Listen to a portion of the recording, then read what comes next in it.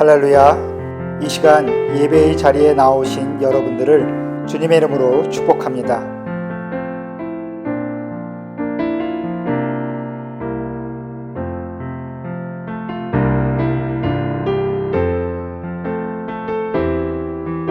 이제 사도신경으로 우리의 신앙을 고백하겠습니다. 나는 전능하신 아버지 하나님, 천지의 창조주를 믿습니다. 나는 그의 유일하신 아들 우리 주 예수 그리스도를 믿습니다. 그는 성령으로 잉태되어 동정녀 마리아에게서 나시고 본디오 빌라도에게 고난을 받아 십자가에 못 박혀 죽으시고 장사된 지 사흘 만에 죽은 자 가운데서 다시 살아나셨으며 하늘에 오르시어 전능하신 아버지 하나님 우편에 앉아 계시다가 거기로부터 살아있는 자와 죽은 자를 심판하러 오십니다. 나는 성령을 믿으며 거룩한 공교회와 성도의 교제와 죄를 용서받는 것과 몸의 부활과 영생을 믿습니다. 아멘.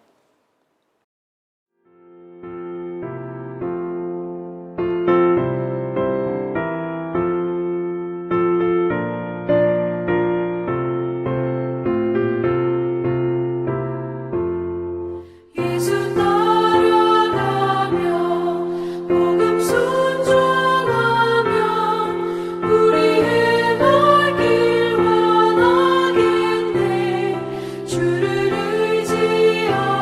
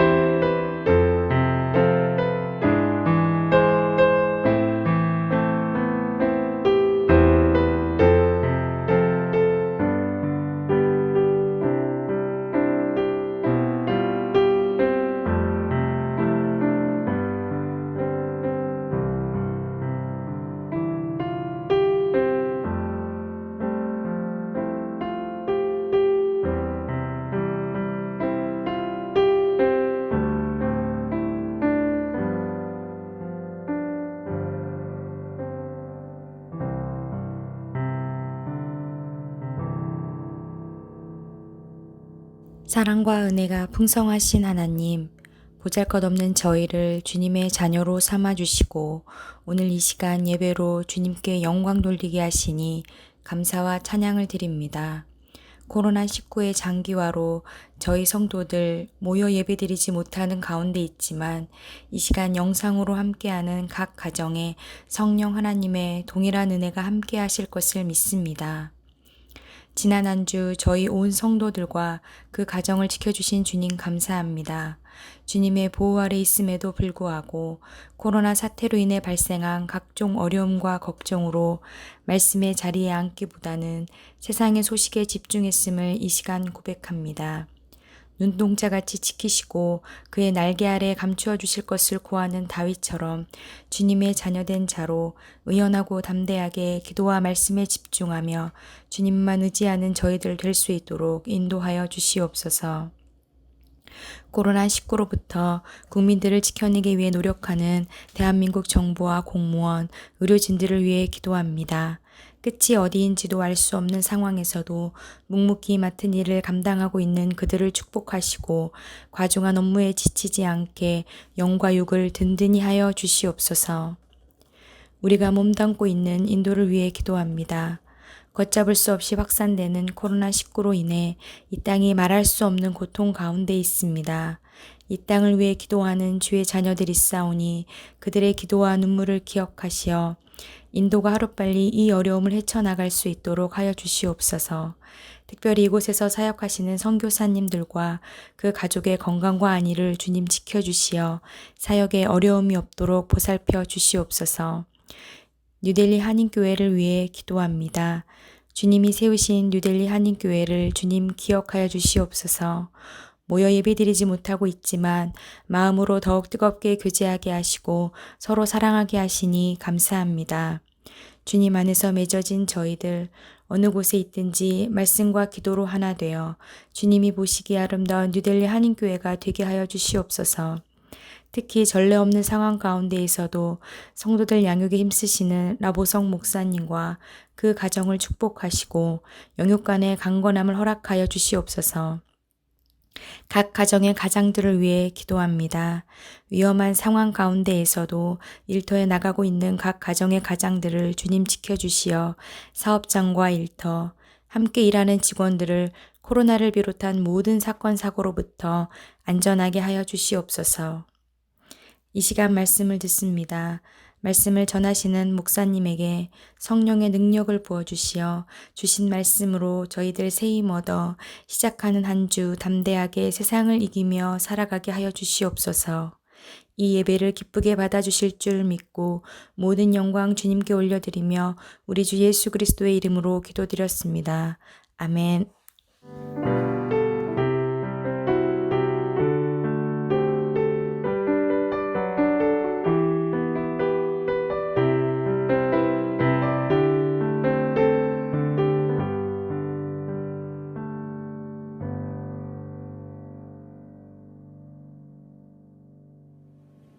할렐루야.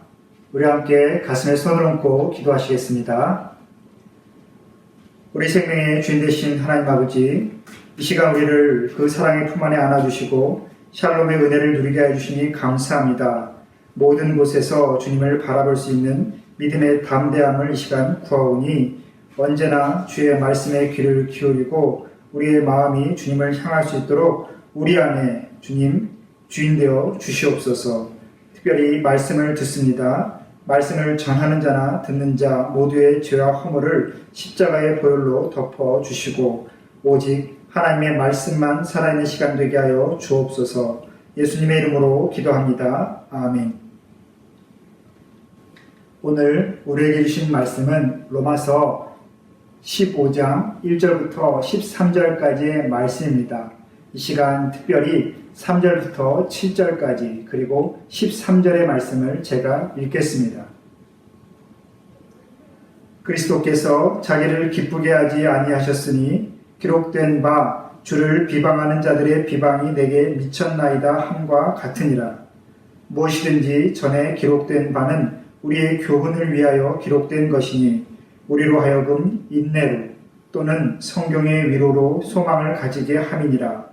이제 인내와 위로의 하나님이 너희로 그리스도 예수를 본받아 서로 뜻이 같게 하여 주사 한 마음과 한 입으로 하나님 곧 우리 주 예수 그리스도의 아버지께 영광을 돌리게 하려 하노라. 그러므로 그리스도께서 우리를 받아 하나님께 영광을 돌리심과 같이 너희도 서로 받으라. 소망의 하나님이 모든 기쁨과 평강을 믿음 안에서 너희에게 충만하게 하사 성령의 능력으로 소망이 넘치게 하시기를 원하노라. 아멘. 여러분, 부모의 사랑은 양적으로든 질적으로든 자녀의 얼굴에 고스란히 남는다라는 말 아십니까? 사랑을 받은 사람은 그 얼굴에 그 사랑이 고스란히 남겨져 있다라는 겁니다. 그리고 그의 삶을 통해서 그 사랑은 드러나게 되어 있습니다. 하나님의 보배로운 사랑을 받은 우리 모두에게는 하나님의 사랑이 그대로 고스란히 남겨져 있는 것입니다. 그리고 우리의 삶을 통해서 하나님의 사랑은 드러나게 되어 있습니다. 그렇게 그 사랑이 드러나는 존재, 그러한 그리스도인들이 되기를 다시 한번 소망합니다. 그래서 이 세상 가운데 하나님께서 내게 주신 나의 은사, 나의 능력, 세상으로부터 얻어진 삶의 결과물, 돈이나 지위나 성공이 모든 것이 나의 만족과 기쁨이 아니라 다른 사람의 기쁨을 위해서 하나님께서 내게 주신 것임을 같이 함께 깨닫게 되기를 소망합니다. 그리고 또한 내가 누리는 이 모든 것이 나의 자랑을 위해서가 아니라 타인의 자랑을 위해서, 다른 사람이 자라나게 하기 위해서 하나님께서 내게 맡기신 것임을 우리가 함께 알고 그대로 결단할 수 있기를 소망합니다. 여러분, 요즘 배달 음식 좀 많이 드십니까? 문득 배달 음식 중에 피자를 보다가 이런 생각을 해봤습니다. 여러분, 피자가 배달해서 오면 그 가운데 다리가 세 개인 그 플라스틱 물체 아십니까? 그 이름이 무엇인지 혹시 아십니까? 네, 그것은 피자 세이버라는 것입니다. 말 그대로 피자를 구해주는 존재이죠. 그 피자 세이버가 가운데 박혀있지 않으면 아마 배달을 하는 그 과정 가운데 그 토핑이 다 흐트러지고 피자의 모양이 아주 형편없이 망가져 버릴지 모릅니다. 하지만 우리는 그 피자 세이버가 이렇게 중요한 역할을 하는데도 불구하고 그렇게 크게 의식하지 않지요. 아마 피자를 제일 먼저 받게 되면 아무 의식 없이 가장 먼저 버리게 되는 것이 바로 그 피자 세이버일 것입니다. 저는 성숙한 그리스도인이 마치 이 피자 세이버와 같다라는 생각이 들었습니다.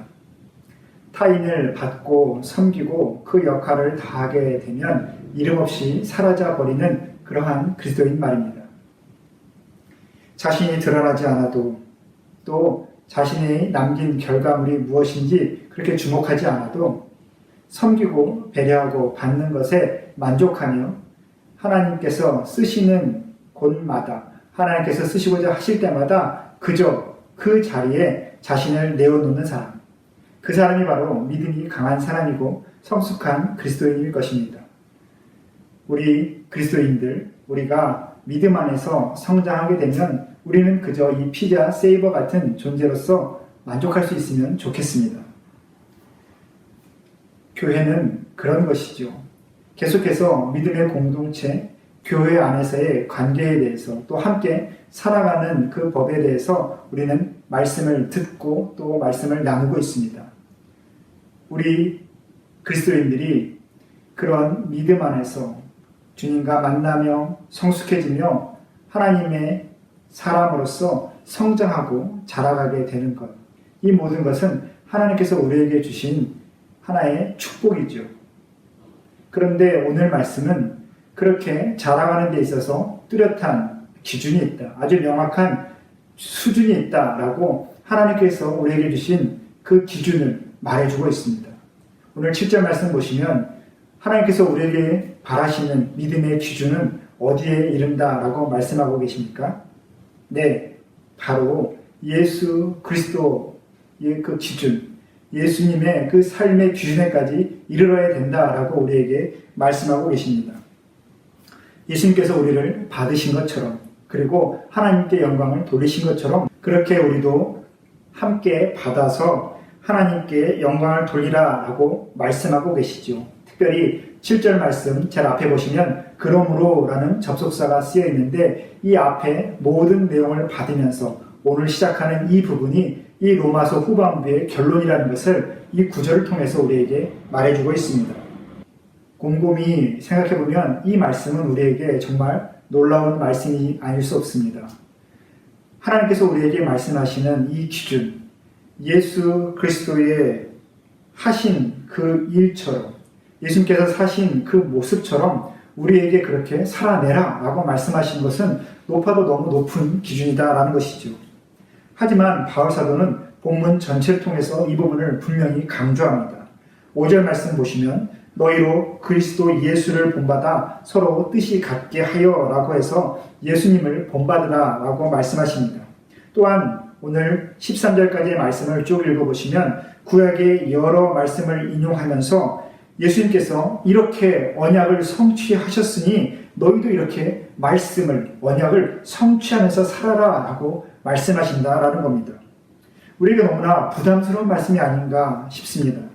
하나님은 분명히 우리의 연약함을 아실 텐데, 우리가 그렇게 할 수 없음을 이미 너무나 잘 알고 계실 텐데도 불구하고 우리를 향한 이 믿음의 기준을 절대 낮추시고자 하지 않으십니다. 너희는 분명히 죄인이고 연약한 인간일 뿐이다. 그러니 할 수 있을 만큼 적당히 하면 된다. 이렇게 말씀해 주시면 우리에게 얼마나 부담이 덜하겠습니까? 예수님께서 이 정도 하셨으니 예수님의 제자인 너희는 스승의 한 반만큼만 할 수 있어도 충분하다. 이렇게 위로하신다면 우리는 오히려 더 용기를 얻을 수 있을 것 같습니다. 하지만 하나님께서는 분명히 말씀하십니다.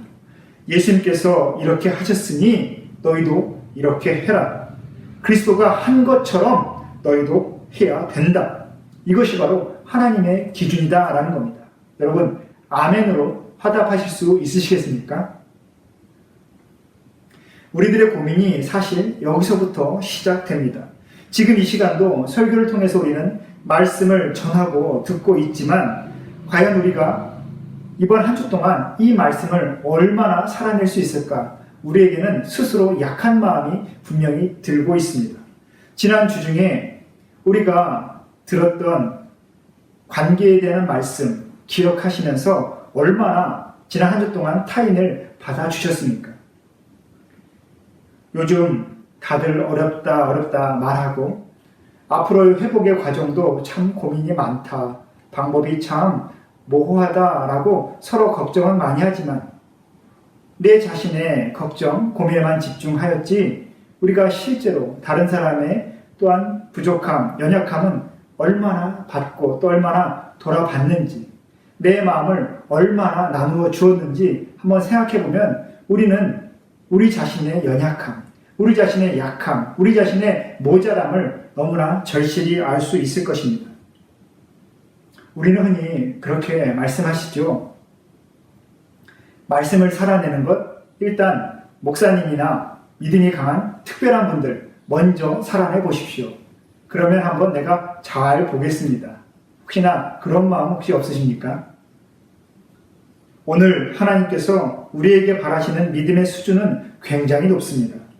예수님이 기준점이라고 하시니 하나님은 우리의 실력이 분명히 부족한데도 불구하고 그 기대치를 절대 낮추지 않겠다라고 우리에게 아주 강하게 말씀하고 계신다는 겁니다.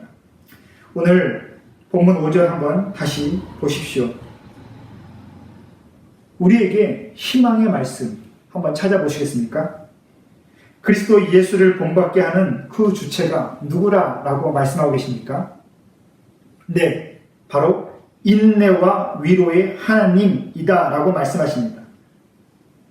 그래도 희망적인 말씀 아닙니까? 하나님이 우리를 예수 그리스도를 본받게 하신다는 겁니다.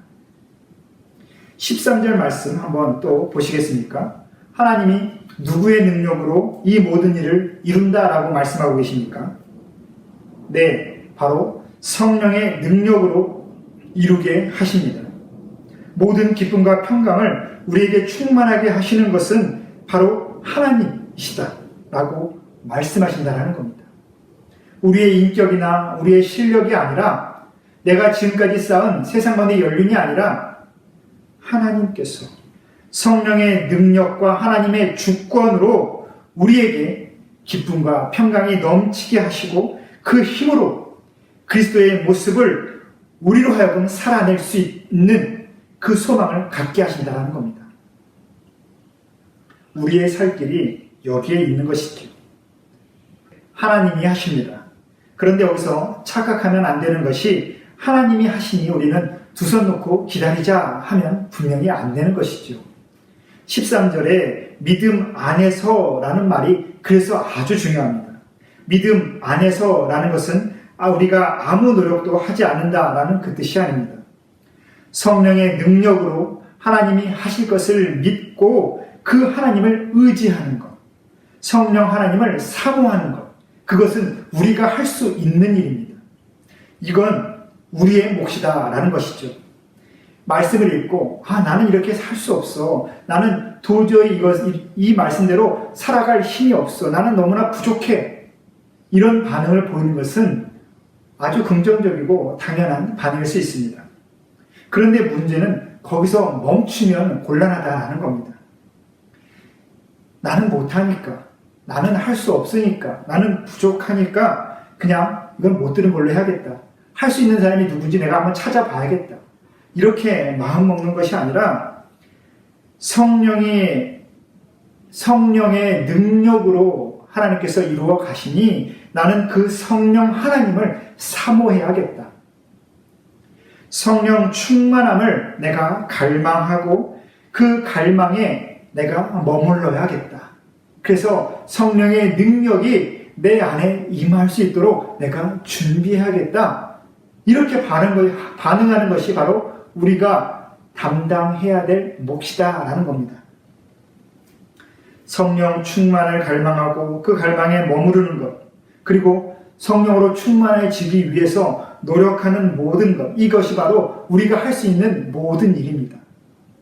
우리는 갈망하면 되는 것이고 하나님께서는 그 갈망 안에서, 우리 안에 있는 그 갈망 안에서 하나님의 일을 이루시는 것입니다. 예수님처럼 지금 똑같이 당장 할 수 없어도 괜찮습니다. 그러나 미리 우리 믿음의 기준, 삶의 기준을 낮추어 버리는 것, 그리고 한 걸음 물러서는 것, 그것은 하지 않아야 될 일이다라는 것이죠. 두렵고 부담이 되는 것이 성경 말씀이지만 그럴수록 더 자주, 더 깊이 말씀 안에 머물 수 있도록 우리는 노력해야 합니다. 말씀을 듣는 내 안에 하나님의 능력이 있는 것이 아닙니다. 바로 말씀 안에 순종의 능력이 있음을 우리는 깨달아야 합니다. 그건 오롯이 내가 하는 것이죠. 남이 할 수도 없고 하나님께서 대신 해주시는 것도 아닙니다. 낙심하지 않고 포기하지 아니하면 때가 이름에 분명히 거두게 될 것이라는 것이 바로 하나님의 약속이지 않습니까? 여러분, 7절에 보면 예수님께서 우리를 받으신 가장 궁극적인 목적이 무엇이라고 하십니까? 네, 하나님께 영광을 돌리기 위함이다 라고 말씀하십니다.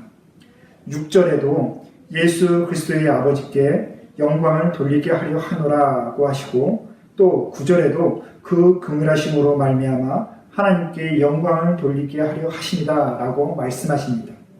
9절부터 12절까지 쭉 구약을 인용하시면서 끊임없이 말씀하시는 것도 하나님께 감사하고 찬송하고 즐거워하는 그 일을 위해서 이 모든 것을 이루셨다라고 말씀하시는 겁니다.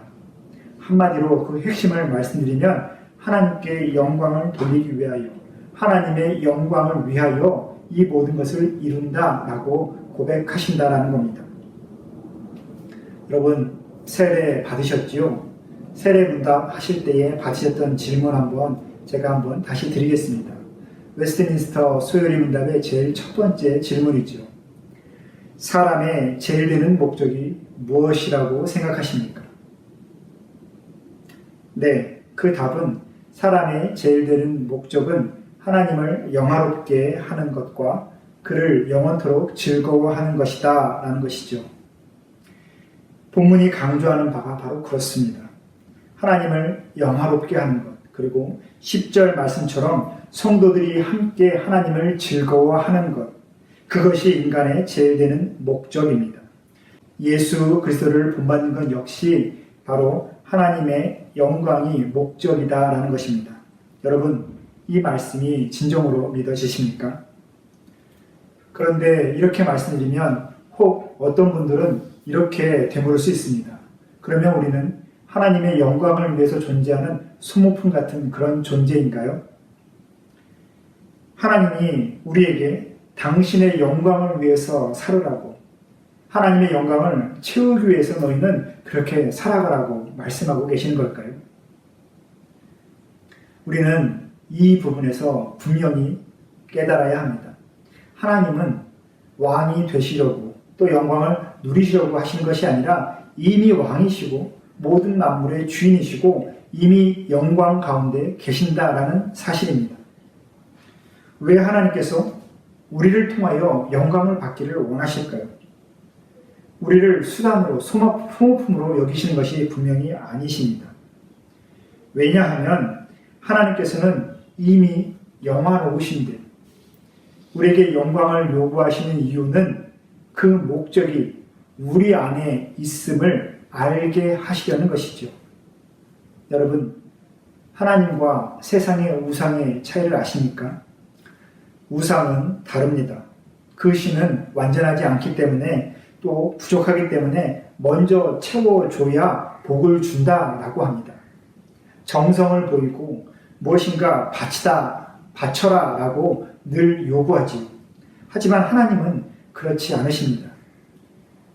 받으시는 분이 아니라 먼저 주시는 분이시죠. 여러분, 우리가 무엇을 얼마나 했기에 하나님께서 우리에게 영생을 주시고 하나님 나라의 삶을 주셨습니까? 하나님께서 우리에게 먼저 주시고 그 삶을 받은 사람처럼, 그 사랑을 받은 사람처럼 단지 그렇게 살아가라라고 일러만 주십니다. 권면해 주신다는 것이죠. 왜냐하면 이미 사랑을 받았는데, 좋은 것을 받았는데 그것을 누리지 못하는 우리가 너무나 안타까우셔서 우리로 하여금 늘 그렇게 사랑을 베풀고만 계시는 것이죠. 하나님께서는 모든 사람에게 생명과 호흡과 모든 필요한 것을 주시는 분이십니다. 무슨 부족한 것이 있더라도 우리의 손을 통해서 받으시고자 우리를 강하게 압박하시고 그렇게 짜내시는 분이 아니시다라는 것입니다. 그렇다면 어째서 하나님은 우리에게 영광을 돌리라 라고 말씀하실까요? 부족함이 없는데 왜 영광을 보이라고 하실까? 그것은 하나님의 영광을 위해서가 아니라 우리의 영광을 위한 것이기 때문에 그렇습니다. 하나님의 영광을 위하는 삶일 때 그것이 바로 우리에게 가장 존귀한 삶이기 때문에 그렇다라는 겁니다. 여러분, 바라봄의 법칙을 이미 잘 알고 계시지요? 인간은 자신이 원하고 바라보는 대상을 닮아가려는 속성이 있습니다. 무엇을 마음에 품고 바라보느냐에 따라서 그 인생의 모습이 참 많이 달라진다는 겁니다. 그리스도인에게 있어서 예배도 그렇습니다. 예배도 내가 경외하는 대상을 향해서 나의 몸과 마음과 영혼을 주목하는 행위, 바로 그 행위가 우리의 예배이죠. 그래서 우리는 내가 예배하는 대상에 따라 그리스도인의 삶의 모습이 많이 달라짐을 알아야 합니다. 돈이든 성공이든 지위든 또 어떠한 사람이든 우리는 반드시 무엇인가를 원하고 바라고 예배합니다. 그렇게 예배는 우리의 삶의 아주 가장 중요한 부분이죠. 그리고 인간은 그 예배하는 대상을 분명히 닮아가게 되어 있습니다. 그리고 그렇게 살아가다 보면 어느 즈음에서 그 영광과 존귀함의 차이가 나타나게 되어 있습니다. 인간은 스스로 빛나고 존귀해질 수 없는 존재입니다. 그것이 바로 성경이 우리에게 주는 명확한 아주 확실한 진단이지요. 인간은 허물과 죄로 이미 죽었고 하나님의 영광에서 이미 멀어져 버린 존재입니다.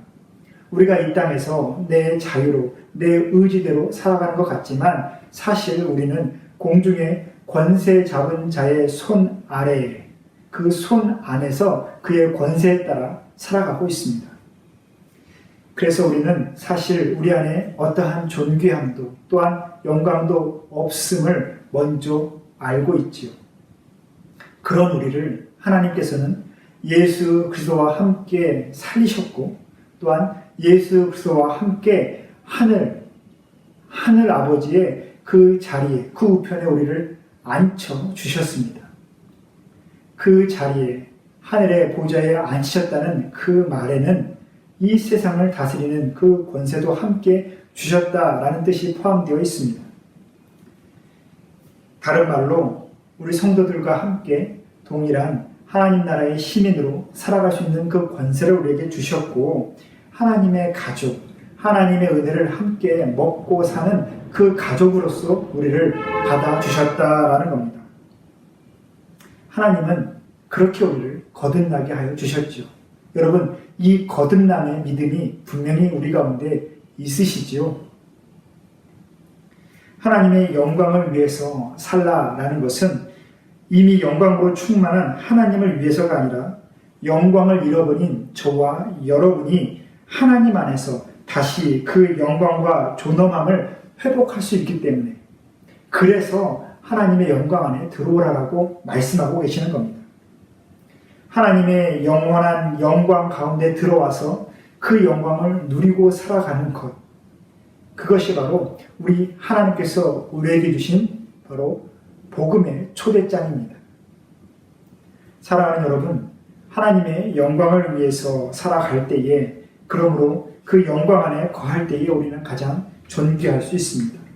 하나님을 섬기며 살아갈 때 우리는 가장 자유로움을 만끽할 수 있다는 겁니다. 나를 기쁘게 하지 않고 다른 사람을 기쁘게 할 때 우리는 가장 큰 만족과 희락을 경험할 수 있습니다. 여러분, 내 이웃을 향해서 마음을 준다는 것, 사랑을 준다는 것, 먼저 그 사람의 약점을 내가 채워준다는 것, 한번 해보시겠습니까?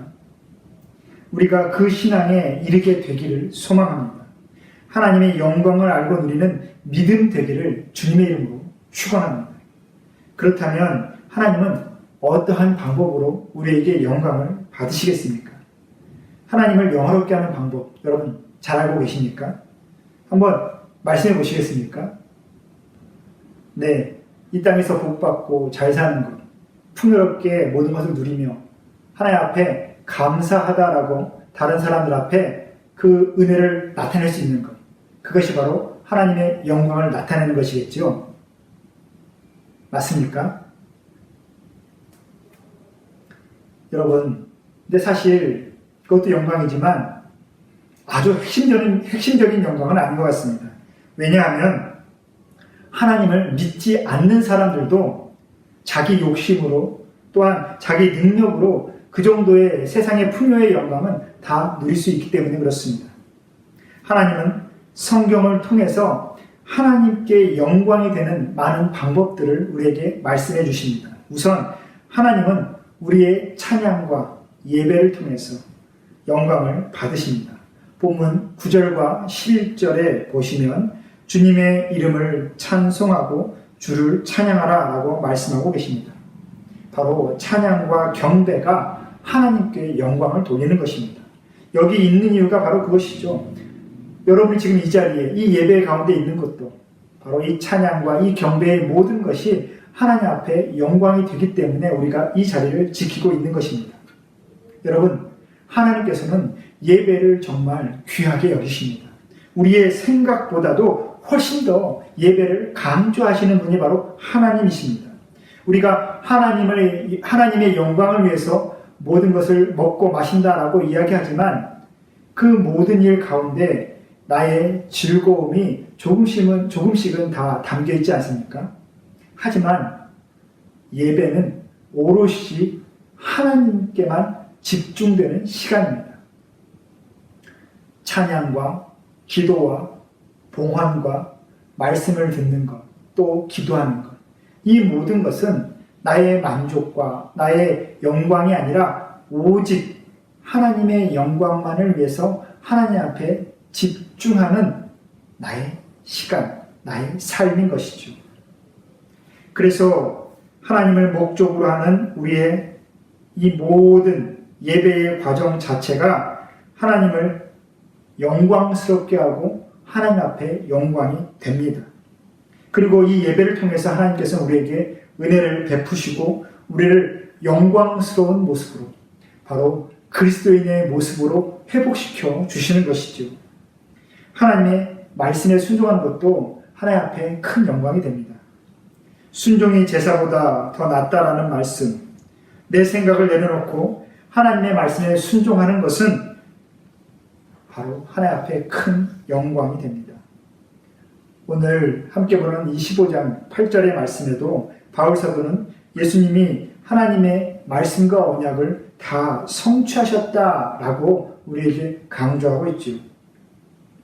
하나님의 진실하심을 위하여 할례의 추종자가 되셨으니 이는 조상들에게 주신 약속들을 견고하게 하심이다라고 말하고 있습니다.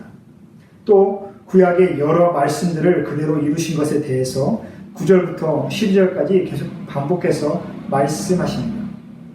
이런 말씀 앞에서의 순종은 하나님께는 영광이고 우리에게는 능력이다라고 했습니다. 순종을 통해서 우리는 이 땅의 악한 영과 또 사단과 마귀의 모든 유혹으로부터 이겨낼 수 있는 힘을 얻게 됩니다. 말씀에 순종하는 삶, 그 삶 자체가 바로 예배다라고 하는 이유가 바로 여기에 있다는 겁니다. 그리고 또한 하나님이 우리에게 맡기신 주님의 일을 감당하는 것도 하나님 앞에 영광이 됩니다. 성도의 충성이 곧 하나님의 영광이기 때문에 그렇습니다. 하나님이 맡기신 일들을 잘 감당하고 하나님의 뜻을 이루어가는 것, 그것은 분명히 하나님의 영광이지요. 또 우리가 그리스도를 닮아가는 것도 하나님께는 큰 영광이라고 하십니다. 예수님을 본받고 예수님을 뒤따라 가려는 그 삶 자체가 바로 하나님의 영광이라는 것입니다. 그것은 곧 섬기는 삶, 종이 되는 삶이고 우리는 이미 그 삶이 거룩하고 복된 삶이라는 것을 알고 있습니다. 내가 높아지고 내가 탁월해져서가 아니라 내가 얼마나 타인을 섬길 수 있느냐, 얼마나 이름 없이 낮아질 수 있느냐, 내가 그저 사라져도 내가 한 그 결과물이 다른 사람에게 또 교회의 역사에 남지 않아도 그래도 내가 그것을 감당할 만한 믿음이 있느냐, 이 모든 것이 바로 예수님을 닮아가는 가장 온전한 믿음의 모습, 그리고 하나님의 영광이 드러나는 모습이 아닌가 합니다. 또 우리가 이 로마서 후반부에 계속해서 보고 있는 말씀처럼 저와 여러분 모두가 서로 받아서 한 마음 한 입이 되는 것도 하나님 앞에 영광이라고 오늘 말씀은 가르쳐주고 있습니다. 본문 6절 말씀이고 또한 계속해서 로마서 후반부가 강조하는 뜻이죠. 예수님이 우리에게 주신 기도문 중에 가장 긴 기도문이 바로 요한복음 17장인데 이 요한복음 17장 말씀에서도 우리를 성령 안에서 하나 되게 하시는 그것이 하나님의 영광이다 라고 예수님께서 말씀하십니다. 우리가 왜 하나 되는 것이 하나님 앞에 영광이 되는 일일까? 우리 힘으로는 도저히 하나 될 수 없기 때문에, 그래서 우리가 하나 된다는 것 자체가 하나님께는 영광이다 라는 것이죠.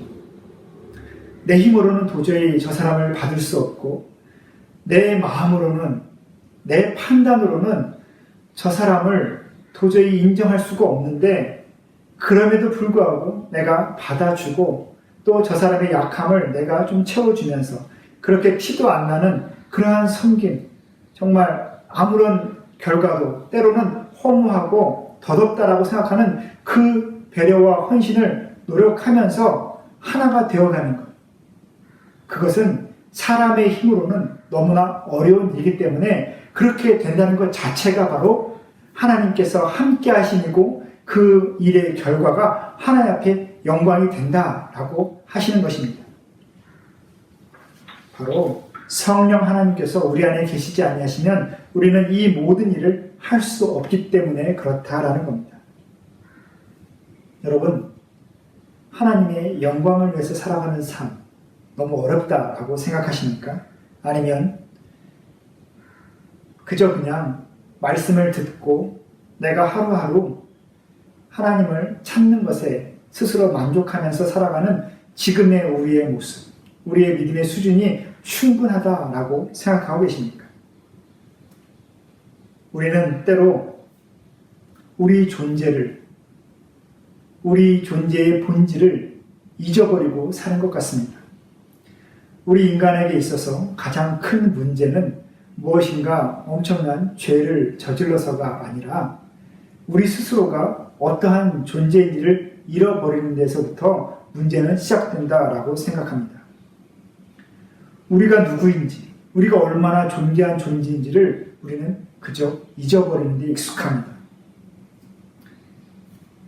내가 누구인지, 내가 어떻게 해서 살게 된 사람인지, 내가 앞으로 어떠한 삶을 살 사람인지, 나에게는 어떠한 삶의 모습이 앞으로 펼쳐질 것인지 우리가 이미 안다라면 내 스스로, 내 자신을 그렇게 소홀히 여기면 안 되지 않을까 생각합니다. 우리는 우리 스스로 내 자신을 너무 가볍게 여깁니다. 그저 내가 할 수 있는, 살아낼 수 있는 내 믿음의 수준을 너무 낮춰버린다는 겁니다. 신앙의 기준을 말이죠. 말씀을 듣고 하나님께서는 분명히 성령 하나님께서 우리 안에 계시면 예수 그리스도와 함께 살아가는 그 삶을 살 수 있다라고 약속하시는데 우리는 말씀을 듣는 것에, 말씀을 아는 것에 머무르는 데 만족하고 그렇게 살아가기에는, 그렇게 살아가는 데는 점점 뒷걸음치진 않는가, 또 주저하진 않는가, 아니면 그저 괜찮다라고 스스로 만족하는데 그치는 것이 아닌가 싶습니다. 세상에 너무 가치 없는 것으로, 하나님의 것이 아닌 것으로 자신을 만족시키려 하지 않으시기를 바랍니다. 마치 우리 집 안에, 우리 냉장고 안에 정말 좋은 음식들이 많이 있는데도 불구하고 그저 쉽게 얻을 수 있는 아주 주변에 널려있는 초콜릿이나 과자 부스러기 몇 개로 자신의 삶을 살려고 노력하는 그러한 일처럼 자기 스스로의 존재 가치를 그렇게 낮추지 않으시기를 바랍니다. 아우슈비츠 수용소에서 2년 반의 삶을 살고 나온 빅터 프랭클이라는 유대인 정신과 의사의 이야기 혹시 아십니까? 나중에 이 빅터 프랭클을 인터뷰하는데 그 수용소 안에서의 그 절망감을 어떻게 이겨내었는지, 어떻게 삶의 의지를 불태웠는지 물어봤을 때 그는 이렇게 대답했습니다. 그 수용소 안에서 나치들이 모든 유대인에게 한 컵의 물만, 하루 한 컵의 물만 주었을 때에 다른 모든 이들은 그 한 컵의 물을 마시게도 급급했다라고 합니다. 당연하겠지요. 사람이 하루를 살아야 되는데 한 컵의 물이 얼마나 그 양이 되겠습니까? 근데 이 빅터 프랭클은 자신이 인간이라는 것을 잊어버리지 않기 위하여, 자신이 존엄한 인간이라는 사실을 잊어버리지 않기 위하여 그 한 컵의 물 중에 반 컵의 물만 마시고 반 컵의 물로는 세수를 하고 유리조각을 깨워서 면도를 하면서 스스로를 다잡았다라고 합니다. 가장 절망적인 순간에도 자신이 존귀한 인간임을 잊어버리지 않기 위해서 최선을 다하고 그 존귀함에 대한 자각으로 그 지옥에서 벗어날 수 있었다고 그는 고백했습니다. 여러분, 요즘 갑갑하고 답답하시지요? 또 여러 가지 일들로 분주하고 또 마음의 생각도 많으시고 또 회사나 또 여러 가지 사업 간에 또 여러 사람들과의 관계 가운데 생각하고 또 준비해야 될 것이 너무나 많으시리라 생각합니다. 그런데 왜 우리는 이 시간, 이렇게 시간을 멈추고 일상을 멈추고 하나님 앞에 나아왔을까요? 우리가 왜 하루하루 성경을 펴고 또 기도를 하고 자신의 시간 가운데 하나님을 생각하는 시간을 왜 떼어 놓을까요? 그것은 내가 누구인지를 잊지 않기 위한 노력이기 때문에 그렇습니다. 내가 얼마나 존귀한 존재인지를 스스로 기억하기 위해서 우리는 나의 시간, 나의 삶을 떼어 하나님을 찾고 기억하는 것입니다. 한 잔의 물, 한 잔의 시간, 그것을 나의 일상을 위해서 그저 다 써버리는 것이 아니라 그 절반을 남겨 내가 누구인지를 기억하는데 우리는 써야 합니다. 그것이 바로 성도이죠. 내가 누구인지를 기억하면 조금 힘들어도 버틸 수 있습니다. 조금 고민스러워도 우리는 참아낼 수 있다는 겁니다. 우리의 삶이 때론 좀 비루하고 부족하고 모자르고 너무나 어려워도 우리의 본 모습을 잃지 아니하면 우리는 견뎌낼 수 있을 것입니다. 비록 몸은 살았지만 영으로 죽은 사람들이 가득한 이 시대에 우리는 그리스도와 함께 나를 살리셔서 하늘에 앉히신 하나님의 그 놀라운 은혜를 기억해내야 합니다. 우리는 주변 사람들에게 또한 이것을 기억하게, 느끼게 해줘야 됩니다. 저와 여러분이 얼마나 존귀한 사람인지, 우리 안에 있는 하나님의 성품과 하나님의 품위와 또 하나님의 거룩한 그 아우라를 우리의 삶을 통해서 풍겨내야 된다는 겁니다. 도대체 저 사람들이 어떠한 은혜를 받았기에 저렇게 품위를 잃지 않을 수 있을까?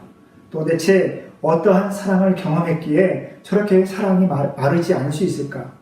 모두가 자기 앞날에, 자기 일에, 자기의 앞길에 집중하며 급급해 할 때에 마음을 펴고 손을 나누고 함께 살아가고자 애쓰는 모습을 어떻게 저 사람들은 저렇게 나타낼 수 있을까? 그러한 의문점을 세상 사람들에게 던져 주어야 된다는 겁니다. 여러분, 믿음의 가족을 위해서 또 내 이웃을 위해서 하나님께서 돌보시는 이 땅의 모든 영혼들을 위해서 또한 믿음의 공동체가 함께 살아갈 하나님의 교회를 위해서, 우리 교회를 위해서 어떻게 저렇게 마음을 나누고 함께 할 수 있을까? 그 특별함을, 그 구별됨을 우리는 나타내 줄 수 있어야 된다는 겁니다. 사랑하는 뉴델리 하나님교회 성도 여러분, 하나님의 영광 안에서 하나님의 영광으로 빛나시기를 주님의 이름으로 축복합니다. 성령을 더욱 사모하고 더욱 의지함으로 그리스도를 본받는 자,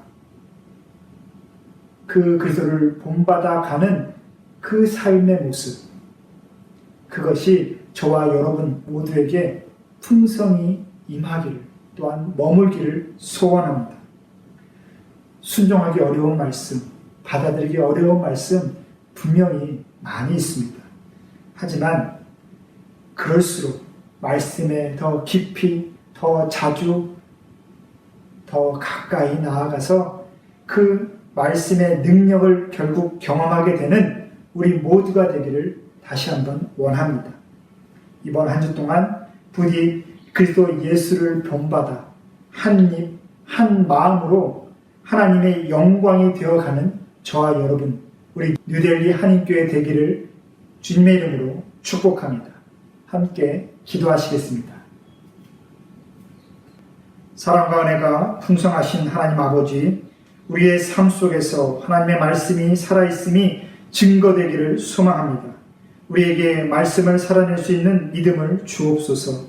말씀을 들어서 내가 만족함이 은혜가 되는 것이 아니라 말씀을 듣고 살아내기가 너무나 어려워서 주님을 찾을 수밖에 없는 그 간절함이 우리에게 은혜가 되기를 소망하오니 주님, 우리에게 믿음을 더하여 주옵소서. 그리스도인답게 살아가며 믿음의 가족으로서 함께 살아가는 그 기쁨이 우리 안에 가득히 임하게 하여 주옵소서. 이제 한국으로의 귀국을 앞두고 계신 성도님들 계십니다. 하나님, 그 모든 일정을 기억하여 주시고 이동하는 그 과정 가운데 하나님의 보호하심으로 말미암아 강건함을 얻게 하여 주옵소서. 그리고 한국에 계신 성도님들과 이곳 인도에서 자신의 자리를 지키며 자신의 삶을 감당하는 성도님들 모두가 지금 자신이 있는 곳에서 샬롬의 은혜를 누리게 하여 주시고 하나님께서 함께 하시는 믿음의 일상이 충만히 임하여 자신이 머무는 곳마다 화목함과 감사가 있게 하여 주시옵소서. 이곳 인도를 위해서 기도합니다. 이제 인도는 락다운이 완화되고 조금씩 일상이 회복되는 듯 싶습니다. 하지만 이에 따라 확진자가 급증하고 있음을 또한 보게 됩니다. 하나님, 생계의 어려움으로 인한 절망감과 그 질병에 대한 두려움 가운데 어찌할 바를 모르는 이곳 인도의 수많은 영혼들을 불쌍히 여겨 주시고 하나님의 품 안에 머물게 하여 주시옵소서. 우리 믿음의 가족들이 좀 더 긍휼한 마음으로 주님의 사랑을 전할 수 있도록 우리에게 사랑의 마음을 더하여 주시고 우리 성도들을 사용하여 주옵소서. 예수님의 이름으로 기도합니다. 아멘.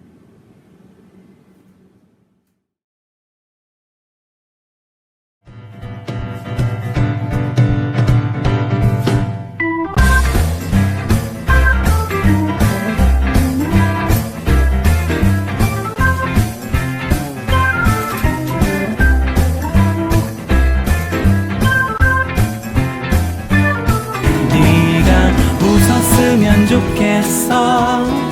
네가 웃었으면 좋겠어.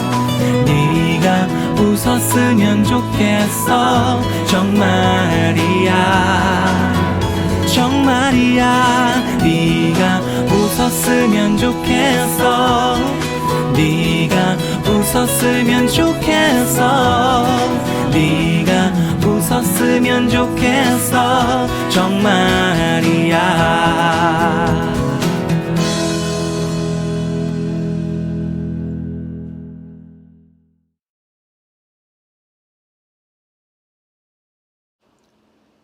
우리의 생명의 주인 되신 하나님 아버지, 우리의 삶의 자리마다 일용할 양식과 필요한 모든 것을 채워주신 하나님의 손길을 기억하며 이 시간 감사의 마음으로 봉헌을 드립니다. 이 예물을 받아주시고 그 드린 손길 위에 머문 기도의 제목을 살피시사 선하게 응답하여 주옵소서. 하루하루 주어진 삶을 살아가며 하나님의 은혜가 아니면 살아갈 수 없음을 고백하는 주님의 자녀들이 지금 이곳에 있습니다. 이곳에 있는 우리 모두에게 하나님의 품 안에 머물 수 있는 은혜를 주옵소서. 특히나 이 어려운 시기에 생활의 어려움으로 고통받는 우리 믿음의 가족들을 주목하여 주시고 우리 지체들에게 위로의 손을 더하여 주옵소서. 여호와께서 너를 위하여 하늘의 아름다운 보고를 여시사 내 땅에 때를 따라 비를 내리시고 내 손으로 하는 모든 일에 복을 주시리니 내가 많은 민족에게 꾸어 줄지라도 너는 꾸지 아니할 것이요. 아멘. 이 하나님의 약속의 말씀을 의지하여 하루하루 기도에 손을 들고 믿음의 결실을 맺어갈 수 있는 우리 성도들이 되게 하여 주옵소서. 이 시간 드린 이 예물이 믿음의 가족들을 돌보고 하나님의 교회를 세워가며 이곳 인도의 아픔과 슬픔을 씻어내는 데 쓸 수 있도록 우리 교회에 은사를 더하여 주옵소서. 예수님의 이름으로 기도합니다. 아멘.